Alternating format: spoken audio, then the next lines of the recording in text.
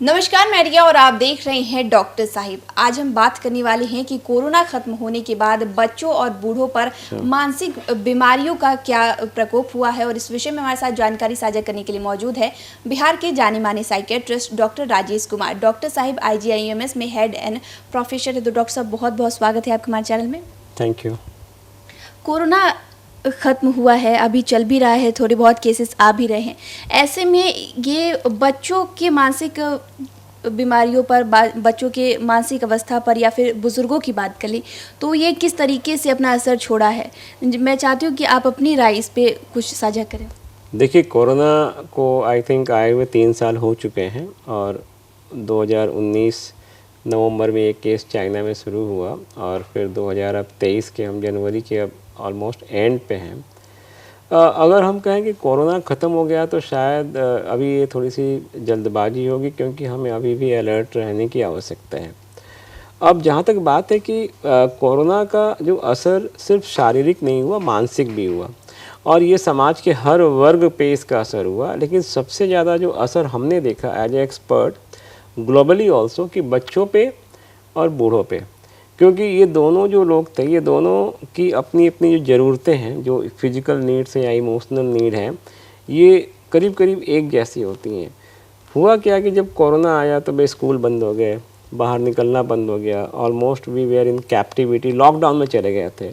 तो आपको पता है कि स्कूल सिर्फ पढ़ाई का एक केंद्र नहीं होता है। स्कूल एक ऐसा केंद्र जहाँ बच्चे जाके सोशलाइज करते हैं, और सोशलाइज करना मेंटल हेल्थ के लिए बहुत ज़रूरी है।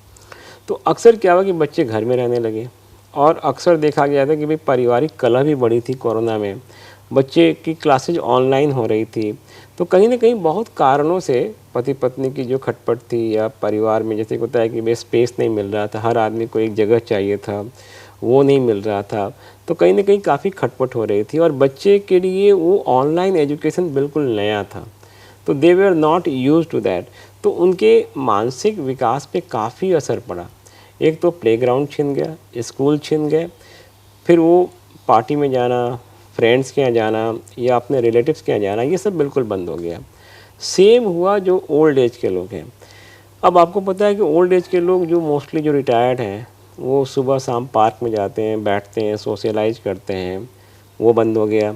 दूसरा, हॉस्पिटल्स बंद हो गए थे, तो जो उनका जो ट्रीटमेंट था, मोस्टली आपको पता है कि जो लोग ओल्ड एज के हैं उन्हें बहुत सारी शारीरिक बीमारियां होती हैं, तो उसका इलाज ठप हो गया।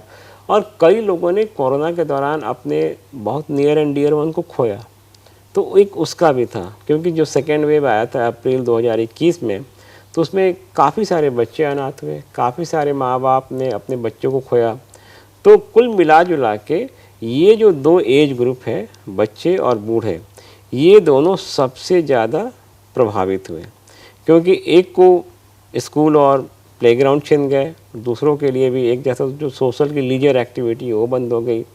तो देखा जाए तो, लेकिन अच्छी बात है कि मोस्ट ऑफ देम लोगों ने मैनेज किया, लेकिन कई लोग ऐसे लकी नहीं थे, उन्हें काफ़ी सारी मानसिक परेशानियां हुई, जैसे डिप्रेशन, एंग्जाइटी। जैसे आपको पता है, अगर घर में किसी एक को कोरोना हुआ था उस ज़माने में, तो उसको क्वारंटाइन या आइसोलेट करते थे। अब वो पूरा परिवार स्ट्रेस में रहता था कि वो इन्फेक्शन कहीं हमें ना हो जाए। इवन दौर तो ये भी था कि उस ज़माने में लोग अपने को कोरोना अगर है भी तो बताते नहीं थे, छिपाते थे। तो कुल मिला जुला के इन सब चीज़ों का काफ़ी असर पड़ा, लेकिन थैंकफुली चीज़ें अब बेहतर हो रही हैं, लेकिन हमें अभी भी सजग रहने की आवश्यकता है। तो जैसा कि इस बच्चों के स्कूल के बारे में हम लोग जिक्र करे थे, ऑनलाइन क्लास स्टार्ट हो गए। ऐसे में जब अब स्कूल खुलने लगे हैं, स्कूल खुल रहे हैं, तो ऐसे में अब बच्चे स्कूल जाना नहीं चाहते हैं, तो फिर वो कैसे माँ बाप मैनेज कर सकते हैं, उन्हें कैसे स्कूल भेजने के लिए मेंटली प्रिपेयर करें। देखिए, इसमें जहाँ तक बात है कि बच्चे अब स्कूल से जाने में कतराने लगे हैं, तो कहीं ना कहीं 1-2 साल तक जिस चीज़ में जो ढल गए, तो अचानक वो चेंज होना काफ़ी मुश्किल होता है। लेकिन इसमें पेरेंट्स को परेशान होने की ज़रूरत नहीं है। ये ऑल्सो इस पे भी डिपेंड करता है कि बच्चे किस स्टेज में हैं। जैसे कि जो बच्चे नर्सरी LKG में थे, या जो बच्चे 4th 5th 6th में थे, या जो बच्चे 8th 9th 10th में थे, तो हर बच्चों पे अलग अलग इसका असर पड़ा।